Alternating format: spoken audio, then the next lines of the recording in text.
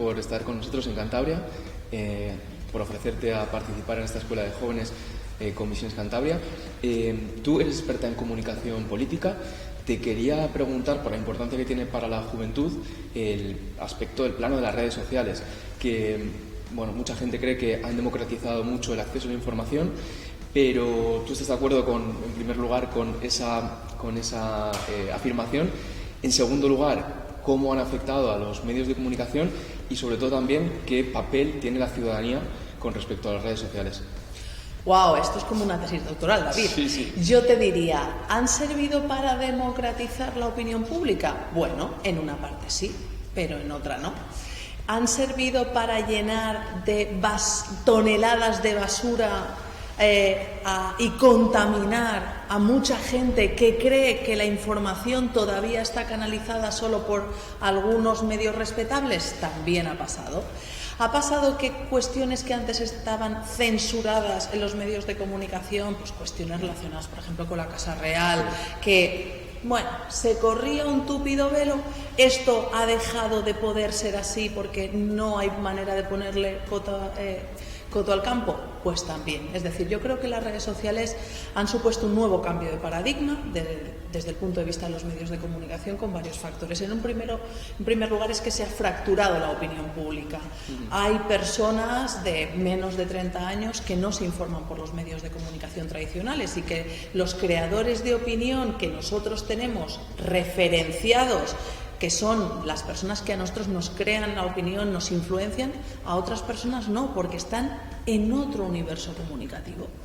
En cambio, ha servido también para que de alguna manera cuestiones que antes no estaban en la agenda pública, si haya mucha gente que eso le importa, esto al final emerja, pues también. Y yo creo que uno de los ejemplos más importantes y maravillosos fue en el 2018 con todas las manifestaciones de mujeres. No hubo una asociación, no hubo un sindicato, no hubo un partido político que se pusiera delante de todo eso, que lo liderara. Fueron mujeres de toda España que se pusieron delante de la manifestación y dijimos, sin nosotras el mundo se para. Y luego, por supuesto, estuvo comisiones, estuvieron partidos políticos, pero fueron las redes sociales quien impulsó eso. Por lo tanto, es como todo, es una herramienta que se puede utilizar para el bien y se puede utilizar para el muy mal. Sí. Hablabas ahora de la agenda pública, también a veces utilizamos los términos de agenda pública, opinión pública. ¿Quién crea esa opinión pública? ¿Cómo se crea? ¿Cómo se genera? ¿Desde dónde se genera esa opinión pública? Es una de las cosas que vamos a tratar esta tarde, ¿no? Porque la opinión pública, o lo que yo sostengo ahora como la fragmentación de la opinión pública, porque antes la opinión pública se decía en términos generales cuando estábamos hablando de dos grandes medios de comunicación de masas, a lo mejor en términos periodísticos, escritos, una televisión para todo el mundo, pero es que ahora eso ya no existe, y por lo tanto sí que es cierto que los mismos referentes y esa narrativa transversal desde un punto de vista generacional llegaba a todo el mundo, jóvenes, mayores, cántabros o aragoneses, pero ahora está muy fragmentado. ¿Cómo se conforma? Bueno, pues es sinceramente una de las cosas más complejas y más bonitas que hay, porque depende mucho de, uno, quién sea la persona, dónde se informe, cuáles sean sus creencias de base, cómo se ha socializado políticamente, ¿tiene información o no tiene información? ¿Tiene unos niveles de exigencia pública más altos o más bajos? ¿Le gusta la cosa pública o no le gusta? ¿Está concernido por el tema o no? Porque no es lo mismo cuando hablan en mi opinión, por ejemplo, de los derechos de las mujeres, que yo me siento muy concernida y tengo mucha opinión sobre ella, a cuando hablan por ejemplo, de colectivos de la migración, donde yo me puedo sentir concernida, pero a mí no me toca y no tengo una base experiencial. Por lo tanto, es un proceso muy complejo, y esto es uno de los kits de la comunicación política, saber cómo se genera eso en el público objetivo al que nosotros nos dirigimos. Hablabas ahora de los medios de comunicación, de comunicación que atraviesan una crisis institucional, ¿no? No es la única institución que atraviesa una crisis, pero los medios de comunicación es evidente. Hoy en día, que efectivamente no existe una diferenciación como había antiguamente de medio de comunicación A, medio de comunicación B, la gente se informaba en un canal de televisión, en 2 periódicos, en definitiva que era un mundo más simple en lo comunicativo y a nivel de medios de comunicación. A día de hoy que existe tanta diversidad, ¿cómo puede la ciudadanía, cómo pueden los jóvenes diferenciar entre un medio de comunicación como tal a un medio de comunicación que difama, un medio de difamación que también existen, o los que continuamente lanzan fake news o titulares llamativos para traer el clickbait? ¿Cómo podemos diferenciar? David, esta es la vacuna de la democracia. Esa es la vacuna de la democracia. Ahora mismo en muchos foros estamos debatiendo los científicos sociales cómo podemos salvar a las democracias del peor,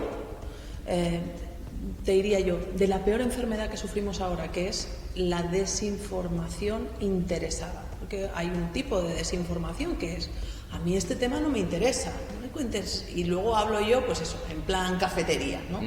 Esa desinformación ha existido toda la vida, de hecho con mucha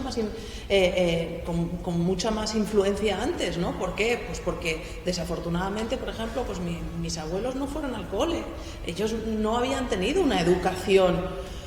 Ahora la tenemos. ¿Cuál es el problema? Que ahora las técnicas de difamación y las técnicas de engaño se han sofisticado mucho y han tomado la apariencia de medios de comunicación. Por lo tanto, ir a una base pedagógica para mí debería ser de obligado cumplimiento en los colegios, igual que en los 80 teníamos, que suena muy antiguo, ¿no?, pero educación bucodental, porque en aquel momento las políticas públicas se dieron cuenta que todavía no había una importancia de educar sobre la importancia de una salud bucodental. Y yo me acuerdo que en el cole, los jueves, había un momentito donde nos daban flúor, que aquello es muy de los 80, estoy quedando muy boomer, pero yo soy millennial.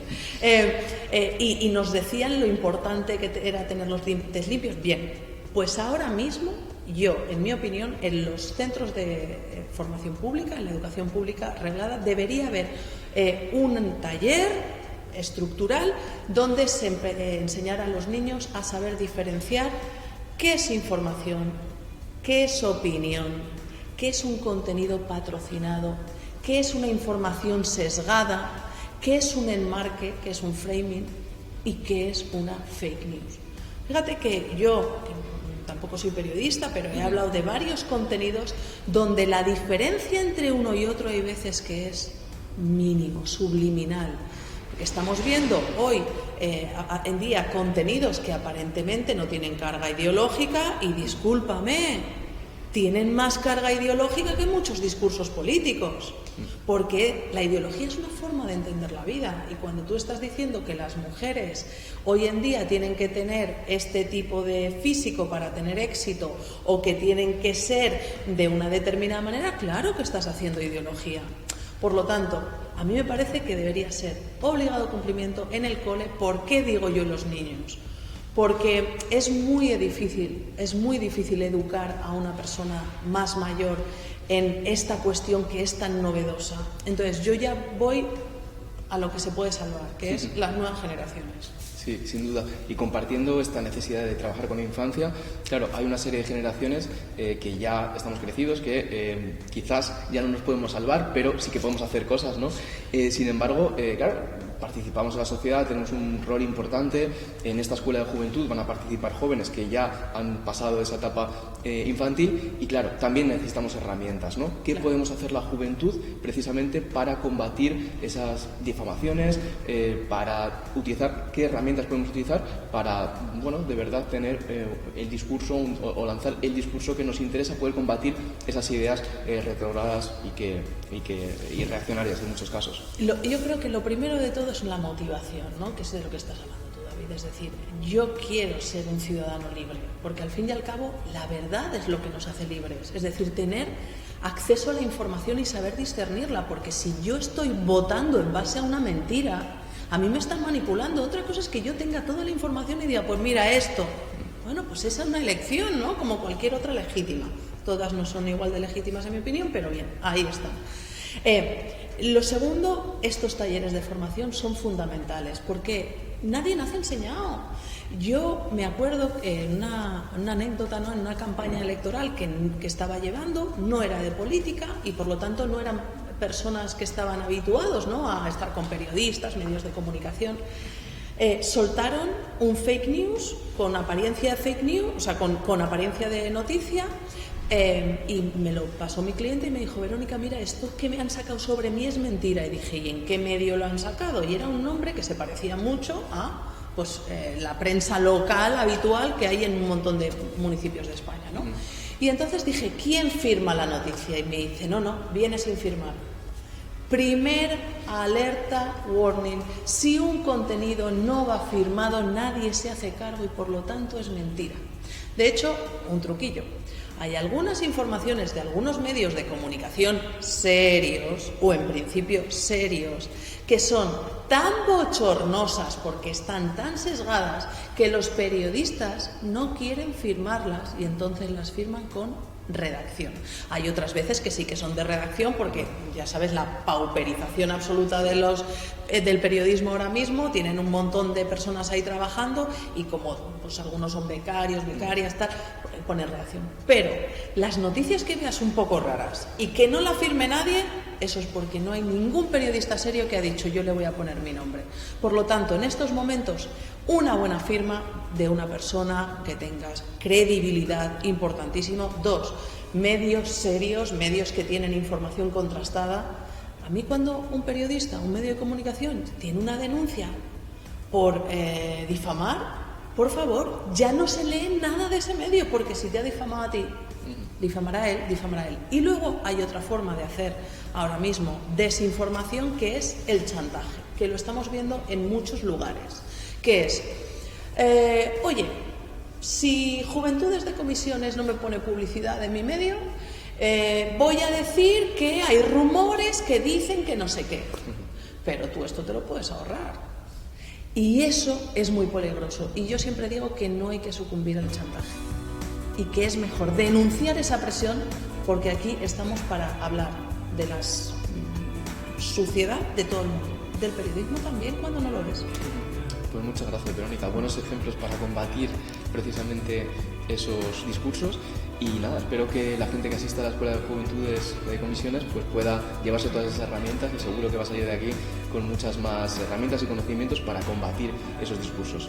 Bueno, yo al menos intentaré poner lo mejor de mi parte, y vamos, con una juventud tan preparada como la que venís ahora, estoy convencida que no solo voy a enseñar yo, sino que voy a aprender mucho de vosotros. Muy bien, muchas gracias, Verónica. Gracias a ti.